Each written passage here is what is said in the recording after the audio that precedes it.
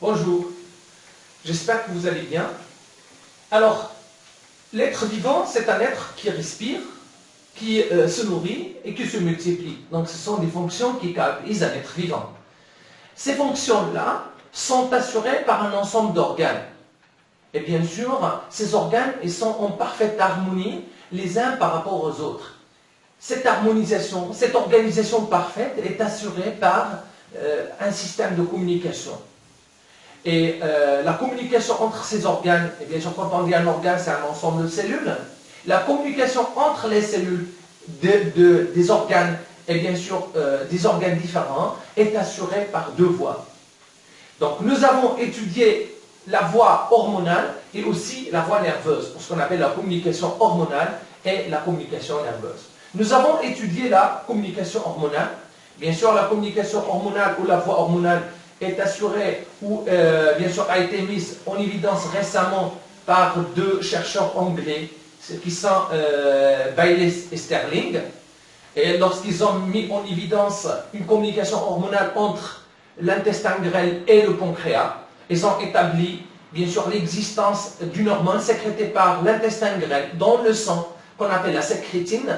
Cette hormone elle agit sur le pancréas pour sécréter des enzymes digestives. Donc ils ont montré que les organes peuvent communiquer indépendamment de la communication nerveuse et ils peuvent communiquer entre eux par un système hormonal ou une communication hormonale qui est assurée par des hormones.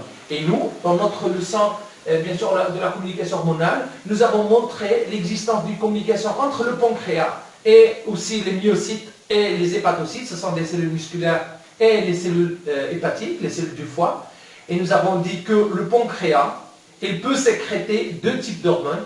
On appelle l'hormone glucagon, une hormone hyperglycémienne, et l'insuline qui est une hormone hypoglycémienne.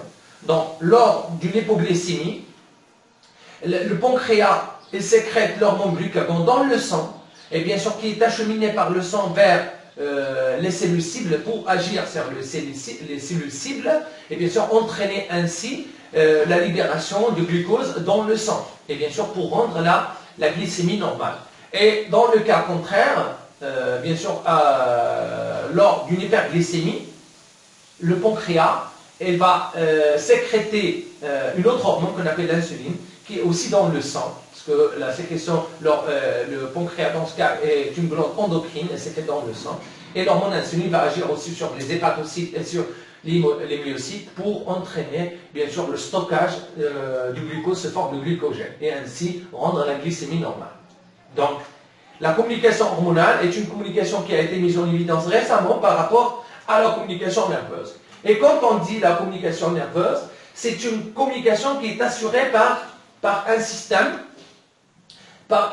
très complexe qu'on appelle le système nerveux. Donc, le système nerveux, dans l'organisme, est un réseau de communication, d'accord? Est un réseau qui assure la communication entre les cellules et qui permet à la fois donc, de recevoir des stimuli ou de recueillir des informations en provenance du milieu externe ou du milieu interne, de l'environnement ou des structures internes, et bien sûr, et de convoyer après recevoir ces messages des deux milieux externes ou internes, et convoyer les messages vers les centres nerveux. Donc nous avons un stimulus, donc les stimuli, donc, ou un stimulus. Alors, il y en a plusieurs, donc des stimulus. Un stimulus et va bien sûr être accepté par une cellule, on va l'appeler cellule réceptrice ou un organe récepteur, un récepteur sensoriel. Récepteur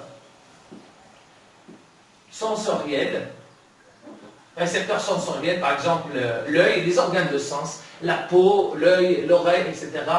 La peau, un organe sensoriel. Et bien sûr, cet organe sensoriel, il va générer ce qu'on appelle un influx nerveux. Ça, on l'a vu en troisième année. Un influx nerveux de type sensitif. Un influx nerveux sensitif, on peut aussi l'appeler un message afférent. Un message, donc, et donc, le récepteur sensoriel, il assure la production, il transforme le stimulus en un message, en un flux nerveux sensitif ou un message afférent, qui va vers le système nerveux afférent. Ce message va être accepté ou reçu par le système nerveux ou le centre nerveux, donc on va l'appeler le centre. C'est le centre d'intégration, le centre nerveux.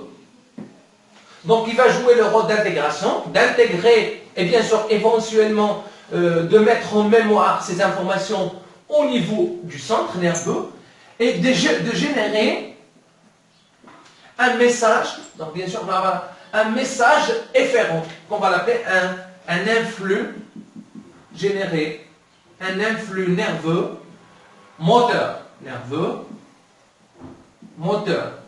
L'influx nerveux moteur, on l'appelle un message efférent. Message qui émane bien sûr du système, du centre nerveux vers la périphérie. Message efférent. Bien sûr, c'est un message qui est moteur. Un message efférent qui va vers l'organe effecteur. Dans l'organe qui va effecteur, ça veut dire qu'il va effectuer l'action. Donc, il va effectuer, on va l'appeler l'organe effecteur. Dans ce cas, c'est presque toujours l'organe effecteur, c'est le muscle. Donc, l'organe effecteur, c'est celui qui va effectuer, bien sûr, d'élaborer, bien sûr, la décision, d'élaborer le mouvement, bien sûr, qui est contrôlé par le système nerveux. D'accord? Alors, je répète, le système nerveux, dans l'organisme, elle forme un réseau de communication et qui permet à la fois de recueillir des informations en provenance de l'environnement ou des structures internes et de convoyer les messages vers les centres. D'intégrer, le système joue un rôle d'intégration, d'intégrer et bien sûr éventuellement de mettre en mémoire ces informations au niveau du centre et aussi d'élaborer des décisions et bien sûr de propager des messages efférents, qu'on appelle des messages nerveux moteurs, des messages efférents correspondant vers la périphérie pour assurer des actions bien sûr appropriées. D'accord? Alors ça, on l'a vu en troisième année. Alors nous, on va commencer par les propriétés, bien sûr, des nerfs qui assurent bien sûr le transport de l'influx nerveux. Donc ce qu'on appelle les propriétés des nerfs. Alors nous avons étudié les propriétés des nerfs. Alors nous avons dit en troisième année que les nerfs se caractérisent par deux propriétés. Donc, qui sont ces deux propriétés? Elles sont l'excitabilité et la conductibilité. D'accord? L'excitabilité et la conductibilité. Alors on va commencer par l'excitabilité du nerf. Les propriétés, donc la première propriété, c'est l'excitabilité. La stimulation, c'est l'excitabilité du nerf. Donc quand on parle d'excitabilité, bien sûr on va parler d'un stimulus. Hein? Un stimulus, c'est quoi?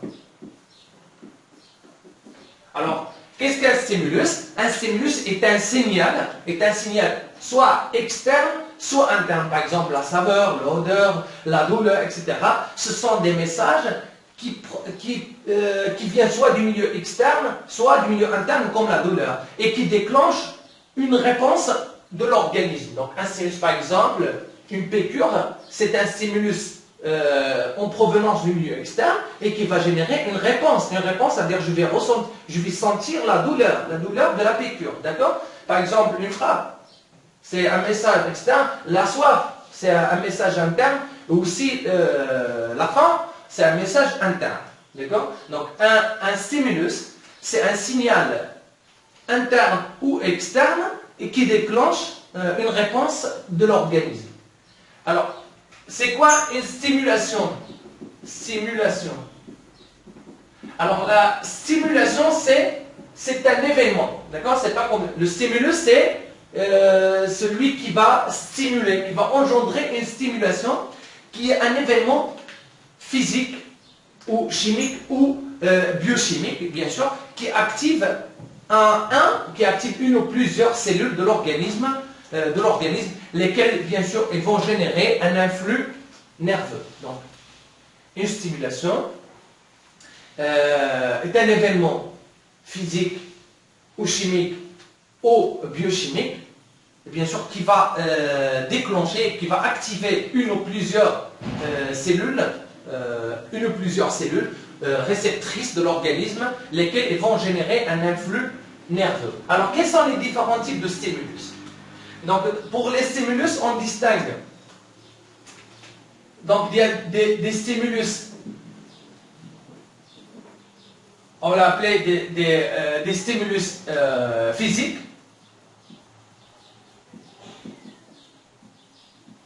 Des stimulus physiques, stimuli physiques, des stimuli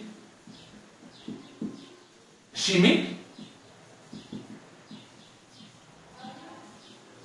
des stimuli électriques,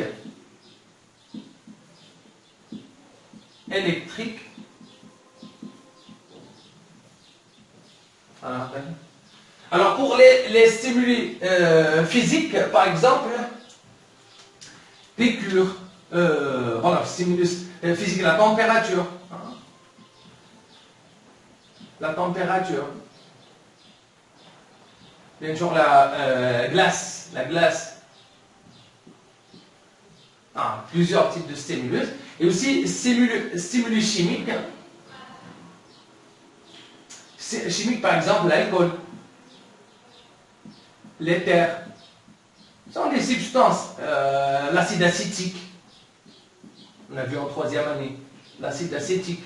Ce sont des substances chimiques qui peuvent déclencher une stimulation au niveau de la cellule réceptrice, qu'on appelle la cellule réceptrice, qui va recevoir la stimulation et qui va engendrer un message nerveux sensitif. D'accord? Et des stimuli électriques, c'est l'électricité. L'électricité. Et bien sûr, il y a des stimuli internes. Stimuli internes, comme par exemple la soif, la faim, la douleur. D'accord? Ce sont des stimuli internes, et bien sûr ces stimuli aussi peuvent engendrer un message nerveux sensitif à l'intérieur de l'organisme et qui peut aussi être intégré au niveau du système nerveux pour générer un message ou une réponse qu'on appelle un message effecteur, un message efférent, et bien sûr qui va avoir une réponse après. D'accord? Alors ça c'est ce qu'on appelle les différents types de stimuli. Bien sûr, il faut signaler que la stimulation électrique est la meilleure stimulation. Pourquoi? Parce que l'électricité, à la fois, elle n'endommage pas quand on veut étudier les propriétés des nerfs. Généralement, on utilise l'électricité comme stimulateur. Pourquoi? Parce qu'elle n'endommage pas le nerf et en plus, on peut mesurer son intensité. Donc, on peut mesurer l'intensité exercée, l'intensité appliquée, l'intensité d'excitation ou de stimulation appliquée. Et aussi, il n'endommage pas le nerf comme les stimulations chimiques ou les stimulations physiques. Alors, maintenant, on va essayer d'étudier les conditions d'une stimulation efficace.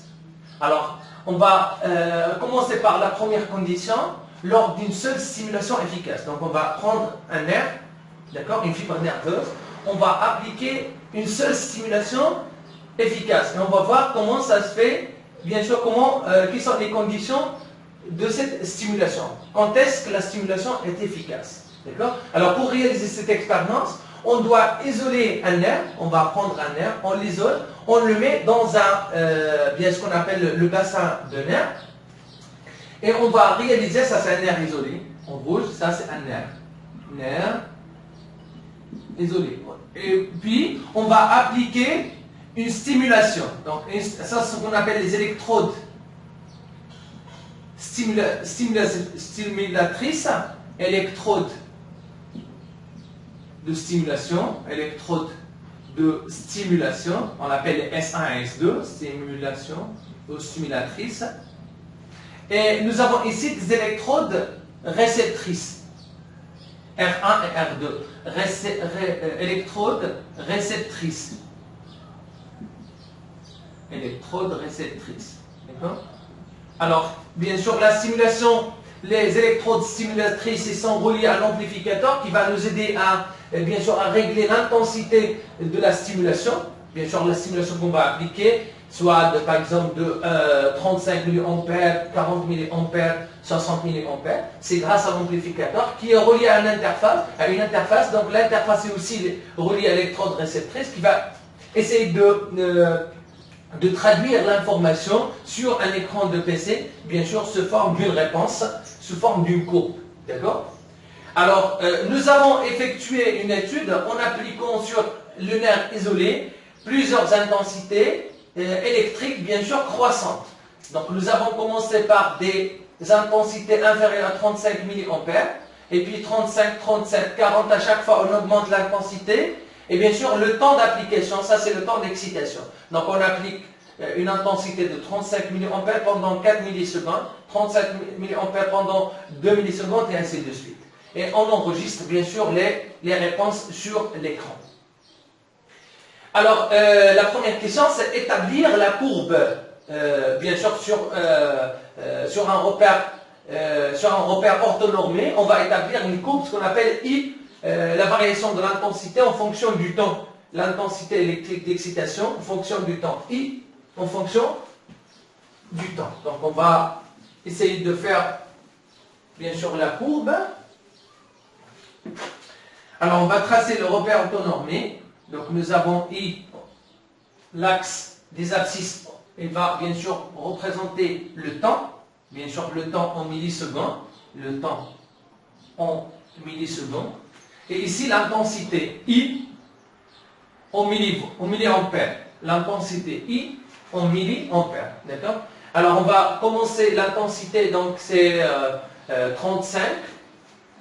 Donc, ici, alors là, on peut commencer par 35 ici. Alors, sur un repère orthonormé, on va représenter la variation de l'intensité électrique en fonction du temps. Bien sûr, on va obtenir après une courbe comme ça. Donc cette courbe, elle va représenter la courbe, ce qu'on appelle la courbe de seuil d'excitation. D'accord? Ça, c'est la courbe qui va représenter la courbe de seuil,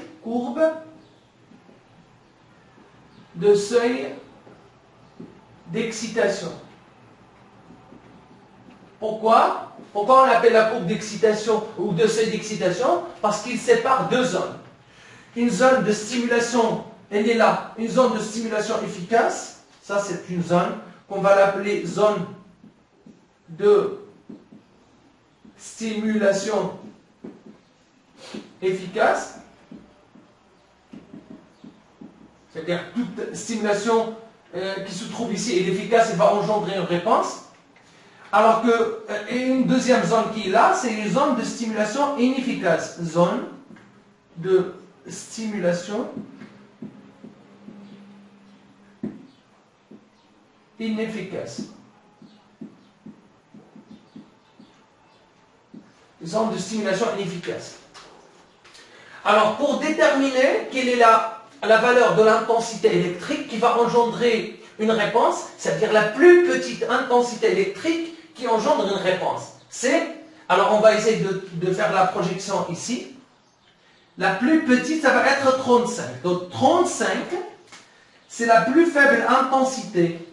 La plus faible intensité électrique qui va engendrer une réponse du nerf. C'est ce qu'on va appeler la rhéobase. Rhéobase. Donc la rhéobase, c'est quoi? C'est la plus faible intensité électrique appliquée sur le nerf et qui va engendrer une réponse. Alors si on fait la projection sur la courbe de seuil d'excitation, on va faire la projection. Alors c'est l'équivalent de quoi?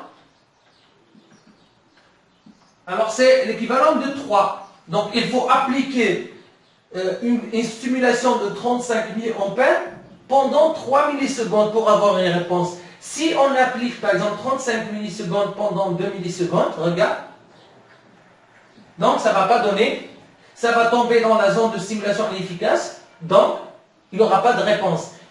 Et si on applique donc là, le temps suffisant pour que 35 mA engendre une réponse, c'est de 3 millisecondes. Il faut minimum 3 millisecondes d'application d'une stimulation de 35 mA pour engendrer une réponse. Alors le temps suffisant pour avoir une réponse et qui correspond à l'aréobase, il s'appelle le temps utile.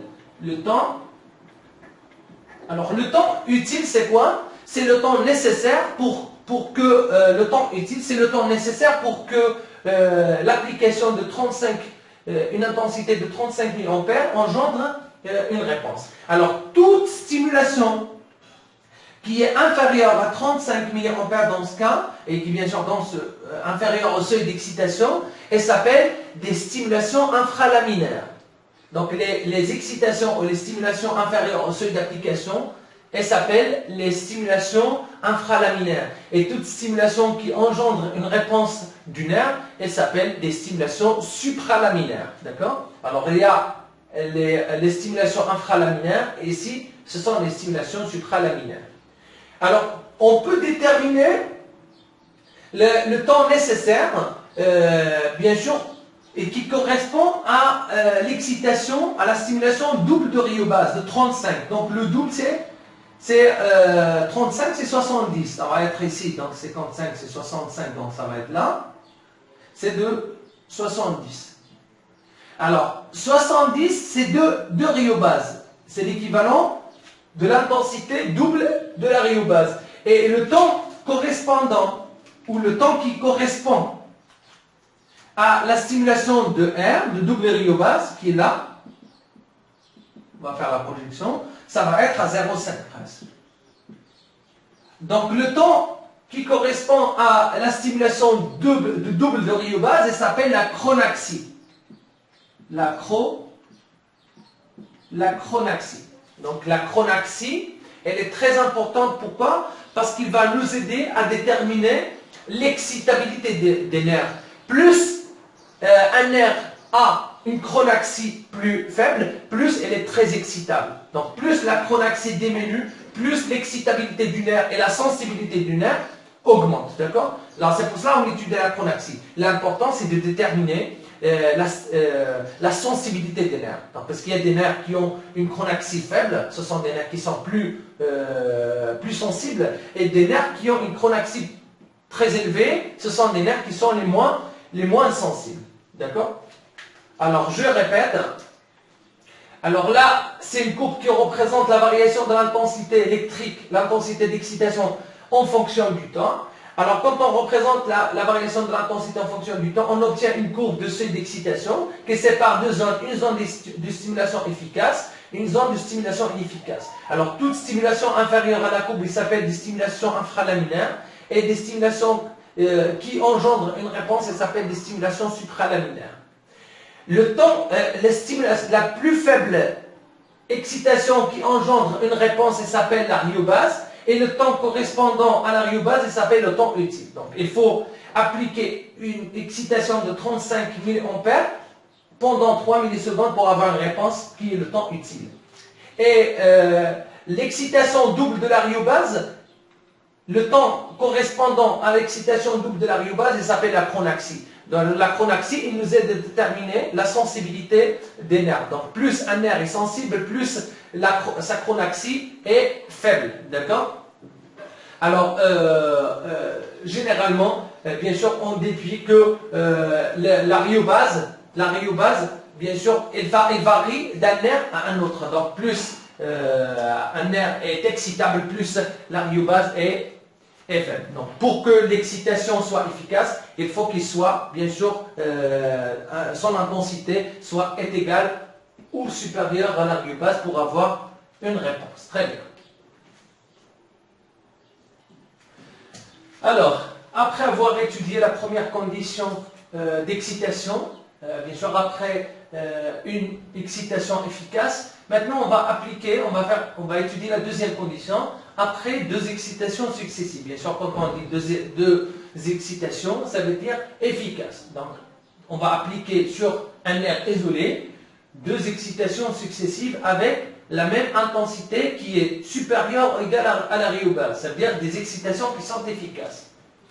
Alors ces excitations allant de T1 est égal à 1 milliseconde jusqu'à T4 est égal à 10 millisecondes. Donc ce sont des excitations avec une intensité croissante. D'accord? Là, nous avons un T1 de 1 milliseconde jusqu'à T4 est égal à 10 millisecondes. Et à chaque fois, on enregistre la réponse ou le potentiel d'action, ce qu'on appelle la réponse. Et ça, il s'appelle un potentiel d'action. Un potentiel, c'est la réponse. Et là, c'est un potentiel d'action, un potentiel, c'est la même chose, c'est un potentiel d'action.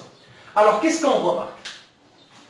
Alors là, ça s'appelle le temps qui sépare les deux excitations. C'est-à-dire la première expérience. Donc, nous avons appliqué deux excitations S1 et S2 de la même intensité électrique qui est supérieure ou égale à la rhéobase, avec un temps qui sépare les deux excitations de T. Donc, un T qui est inférieur à 1 milliseconde. D'accord? Alors, qu'est-ce qu'on remarque? Que le nerf, il répond avec un potentiel d'action suite à l'excitation S1, à la première excitation, mais il ne répond pas à l'excitation S2. Donc, le nerf, il répond seulement et donne un potentiel d'action suite à l'excitation, à la stimulation S1, mais il ne répond pas à la stimulation S2. Dans la deuxième, on a augmenté le temps. D'accord? On a augmenté le temps qui sépare les deux excitations. On a appliqué un temps de 1 milliseconde. Donc, une milliseconde entre les deux excitations. Qu'est-ce qu'on remarque? On remarque que le nerf, elle répond avec un potentiel d'action normal suite à la stimulation S1, mais avec un faible potentiel d'action suite à la stimulation S2. Donc, elle répond, mais avec une faible amplitude. Regardez le potentiel d'action, comment elle est plus faible. Alors, on a augmenté en plus le temps qui sépare les deux stimulations T1, S1, S2. Regarde, donc ça va être à T2 est égal à presque 2 millisecondes. Alors, qu'est-ce qu'on remarque? On remarque que l'amplitude du potentiel d'action augmente. La potentiel d'action suite à la stimulation S2 est supérieur au potentiel d'action suite à la stimulation S2 lorsqu'on a appliqué les deux stimulations avec un temps de 1 milliseconde qui sépare les deux stimulations. Alors regardez, plus on augmente le temps qui sépare les deux stimulations, plus le potentiel d'action augmente. Jusqu'à T4 de 10 millisecondes. Lorsqu'on a appliqué deux stimulations efficaces et qui sont séparées par un temps de T4 égal à 10 millisecondes, qu'est-ce qu'on a obtenu? On a obtenu deux potentiels d'action qui sont les mêmes. Donc on a obtenu un potentiel d'action de la même amplitude que le potentiel d'action obtenu suite à la stimulation S1. Alors on peut dire que lorsqu'on applique une stimulation S2, lorsqu'on applique une stimulation S2 après un temps T qui est inférieur à 1 milliseconde, le nerf ne répond pas à la stimulation S2, donc il ne va pas répondre à la stimulation S2. Il va répondre seulement à la stimulation S1, mais il va négliger la stimulation S2. Dans ce cas, on dit que le nerf est dans une période réfractaire absolue. D'accord? Dans ce cas, le nerf, dans ce cas-là, alors entre S1 et S2, ce temps T, elle représente le temps, la période réfractaire absolue. Donc, durant cette période, le nerf ne répond pas à une deuxième stimulation parce qu'il est en réponse à la première stimulation. Et entre T1 jusqu'à T10, on remarque que l'amplitude de la réponse augmente en augmentant le temps qui sépare les deux stimulations. Alors, dans ces expériences, on remarque que le nerf, elle répond à la stimulation S2, mais avec une réponse, avec une amplitude croissante, qui augmente en fonction du temps qui sépare les deux stimulations. Alors, durant cette période-là, on va dire que le nerf est dans une période réfractaire relative. D'accord? Ça, c'est une période réfractaire relative parce que le nerf elle répond à la deuxième stimulation, mais avec une amplitude faible par rapport à la première, par rapport au premier potentiel d'action suite à la stimulation S1. Mais là, elle ne répond carrément, elle ne répond pas. Donc, on dit là que le nerf à un temps inférieur à T1, le nerf est en période réfractaire absolue. Et entre T1 et T4, le nerf est en période réfractaire relative. D'accord? Alors on déduit que lors d'une application de deux excitations, de deux stimulations, alors lors de l'application de deux stimulations, de deux excitations successives sur un nerf, la deuxième excitation ne peut être efficace si et seulement si le temps, bien sûr le temps entre les deux stimulations est supérieur ou égal à la période réfractaire absolue. Est supérieur ou égal à la période réfractaire absolue, c'est-à-dire qu'il faut suffisamment du temps pour que le nerf puisse répondre à la deuxième stimulation.